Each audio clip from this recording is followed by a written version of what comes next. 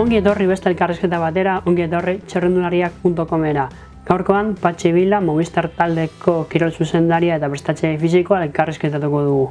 Patxi, urte luzez profesionala izan dakeo, batez ere Italiako taldeetan ibilitakoa eta garaipen politu batzuk, gutxi, baina politu batzuk irabazi eta gero, kirol zuzendariaren lanean sartu zen, asko ibili izan, urte luzez ibili izan, Bora Hansgrohe eta delako taldean Pintar Sagandekin, eta iaz Movistar Team taldera pasa zen, bai emakumezkoen eta bai gizonezkoen taldeetara, bietan prestatzaile fisikoen lana antolatzen dabil, eta baita ere gizonezkoetan kirol zuzendari lanak egiten. Ongi etorri Patxi, ongi etorri gurera.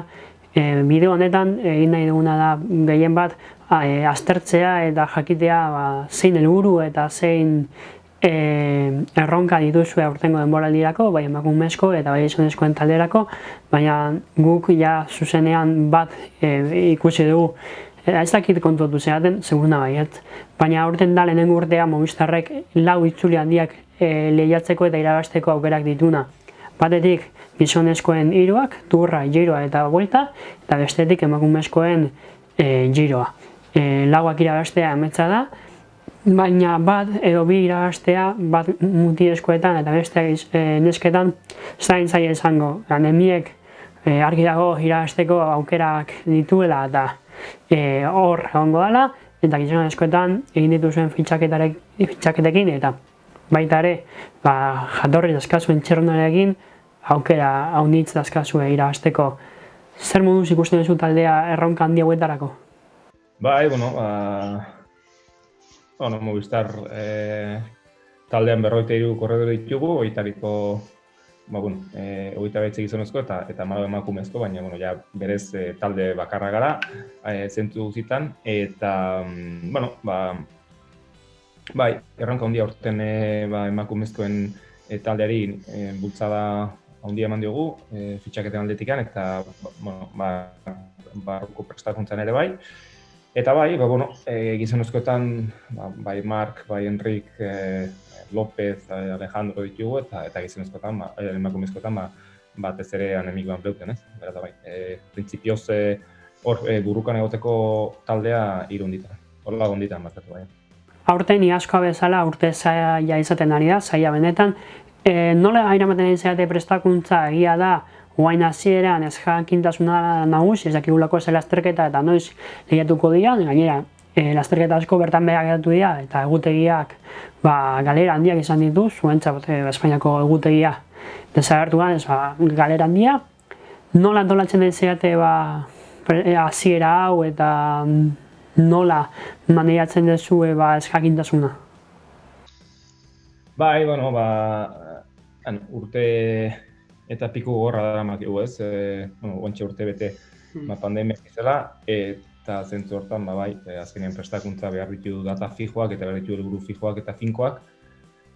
Eta zoritxarrez aurten hasieran batez ere kalendaria desente muitu egin da, badirudi hemendik aurrera gauzak ja finkoagoak izango dira, eta zentzu hortan nik uste dut lasaitasun asko irabaziko dugula, nik orokorrean ikuste duena da urduritasun asko, talde askotan, eta txirrendularen aldetikan ere bai, prestakuntza aldetikan, jendea asko entrenatzen nik uste dut berriz ere pasan urtean gertatuakoa gertatzeko beldurrez, jendea egia esan urte hasi honetan oso ondo prestatu dago eta mailoa izugarriarekin. Beraz, zure ustez, jendea oso potente iritsi da, indarrakin iritsi da, ez jakintasuna izan arren, jendeak lehiatzeko gugua eta irabazteko gugu handia dazka eta ritmoa altua da? Bai, nik uste dute orokorrean jendea oso maila honian dagoela, ez? Eta, ikusi ditugu emaitzak UAEn adibidez, edo, emakumezkoetan ere bai ikusi dugu, ez? Ze maila emate duten eta ikusita zein daude aurrean eta ze errendimenduakin barri dago jendea negu honetan ez duela denborarik galdu. Aurten, fitxaketen artean 2 fitxaketa handi dituzue, bat emakumezkoetan, Annemiek van Vleuten, eta besteak gizonezkoetan Miguel Ángel López. Biak itzuli handiak disputatzeko helburuarekin, eta Miguel Ángelekin Tourra irabazteko goguekin. Arazoak izan ditu neguan ona etortzeko eta ez etortzeko mugikortasun murriztapenak ziala eta COVID-agatik, ja dagoeneko bertan dugu eta ja lehiatzeko asmoarekin. Zer moduz dago Milangel eta batez ere zer moduz ikusten duzu turrari begira?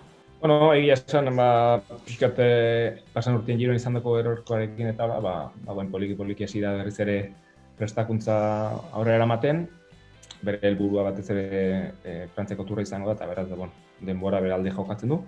Entrenamendu lasaiekin dabil bandikan eta pixkat normaltasunen bueltatzen, esperantza askorekin egia esan. Bai.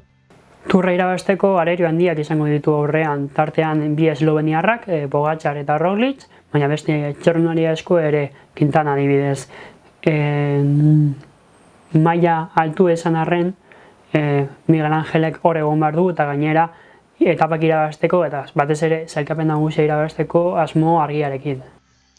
Turrian beti bat ez beste, bakigu munduko karrera handiena dela, eta zentzu hortan, denak egongo dira eta bere punturik onenia, ez? Hori ere guretzat erronka da, hori gustatzen zaigu, eta pasaren urtean Miguel Angel azkenengo erlojupekora oendikan podiuman ailegatu zen, ez? Nesta gero podiumetik atera, baina hortze egon lehien. Turra irabazteko asmoaz gain, badituzue bi txirrindulari beste bi itzuli handiak lehiatzeko gizonezkoetan. Biak gazteak dira oraindik, baina egia da Mark bere topera edo bere urte onenetarikoena iritsi dala, adin bat dakalako, Enrikek oraindik baditu urteak progresatzeko eta bere maila pixkanaka jarraituz hemendik urte bat, bi urteetara emango du bere topea. Nesta orain, gero ez da gazteago ematen duten topea. Batetik Mark, bestetik Enrik erronka ezberdinekin, buelta eta giroa nahiko ezberdinak baitira. Zer moduz ikusten dituzu eta gai ikusten dituzu sailkapen nagusia lehiatzeaz gain, sailkapen nagusia irabazteko? Enrik pasan urtean ailegatu zen taldera eta nik uste dut aurrera pasu garrantzitsua eman zuela, ez? Itzuli haunditako sailkapen orokorrean, Roglicen atzetikan uste dut bere izan zela egonkortasun gehiena erakutsi zuena 3 asteko karreretan, 2 aldiz 5. sailkatuta bai Turrian eta bai Espainiako itzulian, eta, bide honetik dijoan uste dut gaztia badago hendikan eta hobetzen joango da eta espero ezagun podiumetikan oso aparte egotea, eta Marken kasuan, orain arte egia esan ez du aukerarik izan taldean bere bultzat lehiatzeko sailkapen orokorra eta aurten aukerari emango diogu. Italiako girora joango gara berekin taldeburu dugula, eta ikusiko dugu, ez? Hendikan argi dago lehendabiziko itzuli handian sailkapen orokorrean gehiagire ezin zaiola eskatu, nik pozik edituko nintzateke baldin eta egun txarrikan ez paluke, eta horrekin niretzat behintzatea giroa ona ingo zuen, baldin eta hori ez, esan bezala egun txarrik ez padu, eta hori gertatzen aldin bada, aurreneko postatikan oso aparte ez dagoengo. 3 izen handia hauetaz gain argi dago zuen taldean liderra Alejandro Valverde dela, mitikoa, klasikoa eta bere azken urtean berez printzipioz joko olimpikoak ospatuz gero diru dela, benetan ospatuko diala, bere azkenek urtea izango dela, esan du. Zaila da Movistarrentzat horri Valverdek askotan salbatu dituelako itxura eta gana batzutan taldeak ez duen maila eman, baina Valverdek bai. Valverdentzat zaila izango da baita ere, egia da urteak pasala, ritmoa eta freskotasun hori galduta beste modu batea jokatu behar dula, baina jokuak behiz jota dazka, eta arreainoko bidea luza izan arren eurak irabazteko gogu ikaragarrekin dago, ez? Alejandro berrogeita bat urte dauzka eta berekin asumakizunarik ez dago, asko asmatzerik ez dago, ez? Beretaz eta bere inguruan idatzi dela horriak eta zentzu hortan ez dagoela asko gehitu beharrikan. Bueno, badakigu ez, Joko Olimpikoak korredora askoren helburu dire aurten, eta ez da zaila, ez da errez izango hor aurrian edo urrea lortzea, baina berak ilusia dauka eta prestakuntza gila esan betiko antzian.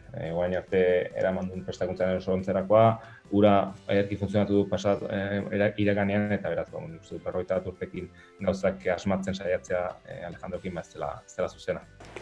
Baina gero ere noski txerrundari gehiago dituzue, tartean Iban García Cortina, ere fitxatutakoa, eta gero bloke oso gazte eta oso berri bat.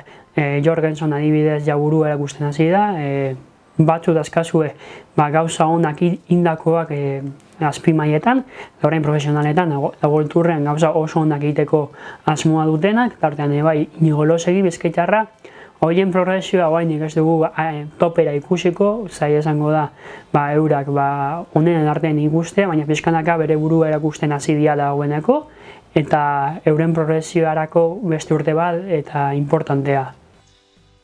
Taldean beti gazteengan esperantzak jarri dire eta gazteak hobetzen saiatu izan dire eta etxean bertan indako liderrak sortu. Eta hori da oraindik bidea, ez? Pixkat behar bada aldatu dena da, nazioarteko korredore gehiago karri direla, lehenago historikoki korredore espainolak edo Hego Amerikarko jendeak agertzen, baina pixkat hori irekin da, eta Jorgenson ezalako Amerikarra, Jacobs Suizoa edo naiz eta Belgikan bizi, Norsgaard Daniarra eta horrelako munduan zeharreko korredore karri ditugu, ez? Gizonezkoetan berritasunatik dazkazue, eta emakumezkoetan zezanik ez. Izen handi bat hartu bezue, Annemiek van Vleuten, txapeldunetan txapeldunena, eta gainera beste hainbat atxarritar hartu dituzue, tartean Emma Norsgaard, Danimarkako txapelduna, dagoeneko 2 bigarren postu indituena nazioarteko karreretan. Beraz, Movistar Team emakumezkoetan ja ez da talde berri bat, ez da sortutako proiektu berri bat, dagoeneko oinarri sendoak dituena eta munduko onenak dituena, munduko beste onenekin lehiatzeko aurrera pauso handia izan behar du aurtengoa, ez?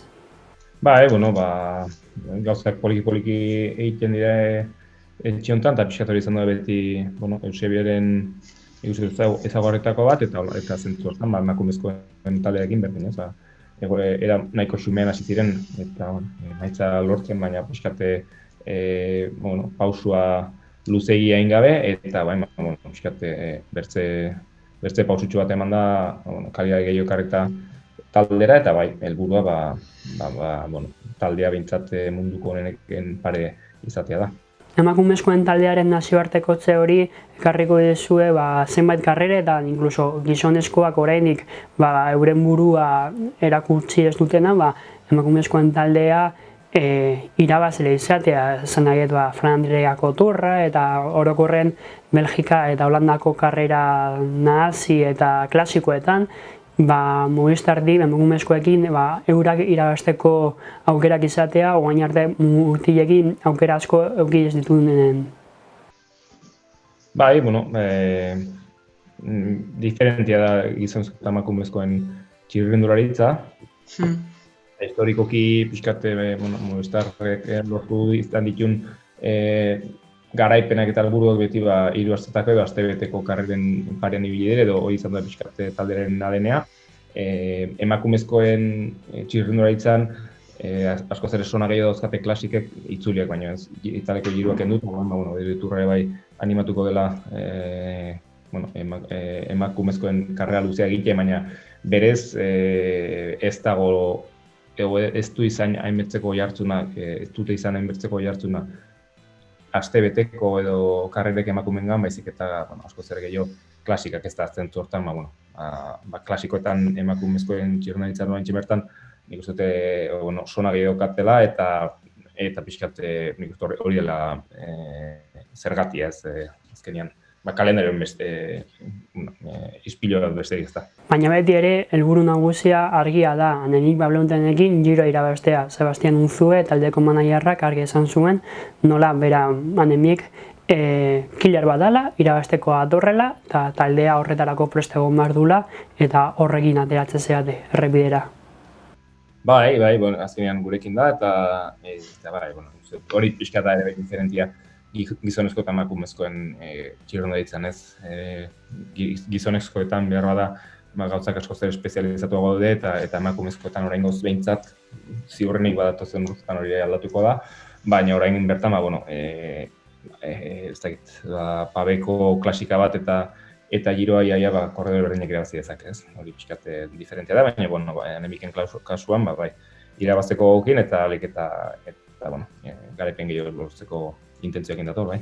Esan duzu, emakumezkoetan geroz eta espezialidade handiago edo espezializatuago daudela txirrendulariak, batetik esprinteako, mendiko etapetarako, klasikoetarako, arbidetarako, geroz eta diferenteago izaten ari da, gizonezkoekin alderatuz berdintsuago, mendiko etapetarako igotzaile bat, erlojupetarako bat, ez da gero txirrendulari osoak egon, eta emakumezkoetan anemik barruten esan dezakegu nahiko osoa dela, giro irabazteko edo klasiko handi bat irabazteko dogaiak uki behar dialako hainbat errepideetan eta hainbat terrenotan. Pizkanaka uste duzu, eta zu prestaile fisikoa zean denean, pizkanaka uste duzu hau aldatzen dijoala eta emakumezkoetan ere espezializatuago izaten nahi diala txirrendulariak? Bai, argi dago, orain nik uste dute azkenean selekzioa ere badatorrela, txapelketen ezaugarriak direnak direlako, eta horiek aldatzen direnik, hortara joten diren korredoreak bai diferentik izango dira, eta nik zute emakumeen txirrendularitza publikurion dagoela, progresio oso nian, eta progresio horren parte bat izango dira bai, gauzak edo korredoreak asko zerek gehiago espezializatzea bai. Etxera etorrita, aste gutxi barru Euskal Herriko itzuli hasiko da, itzuli handia guretzat, eta zuretzat egia da jaioterriko etapak heldu dizutela, ibardingoa, baina bizitokiko etapa eman dizutela, Hondarribiko eremua soberan ezagutzen duzu, Jaizkibel eta orain konfinamenduarekin are gehiago soberan ezagutu duzu, alde guztietatik ibili izan behar garelako, orain aste batzuk falta dian honetan nola ikusten duzu Euskal Herriko itzulia batetik, orokorrean, bai ibilbidea eta bai aurreikusitako partaidetza, eta bestetik Hondarribiko etaparen zailtasunak nola ikusten duzu etapa hori? Bueno, itzulia betire proiektatzen da eta aukera asko eskaintzen dituna, korredorentzat eta bai ikusleentzat ere ez. Eta, betire gogorra izaten da. Bai, eta Hondarribiko etapa, politia izango da, dudik gabe. Uste dute, aukera badaula, erlaitzen edo bai Jaizkibelen, gauzak egiteko, batez erlaitz portu gogorra eta hausten duena da, beraz, talde txikia llegatuko dela Hondarribira, azkenengo aldiz bintzat, ni uste, ni bintzat liatu nintzen bintzat, beti talde txikia galitzen dira Hondarribira, esake, 3-4 laguneko taldeak gehiago ez. Itzuliak 2019ko formatua errepikatu du, batetik erlojupekoa hasieran lehenengo egunean Bilbon, eta bestetik arrateko etapa gogorra eta motza bukaeran. Egiaz ikusi genuen nola txerrundari indartsuenetako bat, Maximilian Schachmann lehenengo etapan, lortu zula garaipena eta lider jarri, eta gero beste bi etapa irabazi zituen ere, eta gero nola dana irauli izan azkenuko etapan. Formatua errepikatu dute, Euskaldunontzat pozgarria izan zen, Jon Izagirrek lortu zuelako garaipena, zuek nola planteatzen duzu itzulia onelako planteamenduarekin? Bueno, azkenean erlojupekoa hasieran jartzea egiten duena da,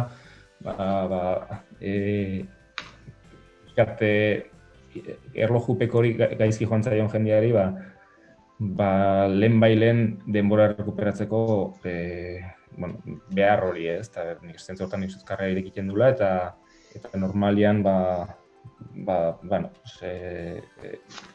ikuskizuna hobea izaten dela, edo politago ez. Erlojupekoa bukaeran uste duzenean, ez dakizu sekula zema galduko duzuen, edo zenbat irabazi ez. Baina hasieran jarrita, hori gauzak bere tokien jartzen ditu, eta atzen dagoena aurrera joteko nahi eta gogoa izaten du, eta hortarako normalian estrategiak erasokorragoak izaten dire, bai. Argi dago, Movistarretik beti esatozela itzulira zuen burua irakustera eta ondo egitera, baita ere itzulia irabaztea, alba dela, aurten zer helburukin zatozte? Bueno, historikoki Euskal Herriko itzulian, nik uste dut taldea beti guretzat etxeko itzulia da, eta beti ongiteko intentzioekin ateratzen gara, eta nola ez, askotan talde honek itzulia irabazi izan du behin baino gehiotan, eta hori izan barko helburu berriz ere. Irabazteatera eta etxean korritzak ematen digun abantailekin. Talde oso onarekin etorriko gara eta dugun talderik hoberenarekin, iaia, eta bueno, gero errepidea jarriko du liderra. Beno, eskerrik asko, Patxi, imaginatzea zure helburu nagusia itzulirako Hondarribian irabaztea da. Hola, esan dezakezu kirol zuzendari bezala nire herrian irabazi etela, nahiz eta berako etapa bertan bera geratu dan. Eskerrik asko arretagatik, hurrengo arte sorte on, bai, itzulie bitarteko karretan, eta sorte on batez ere Euskal Herriko itzulian. Hurrengo arte, mi esker. Eskerrik asko.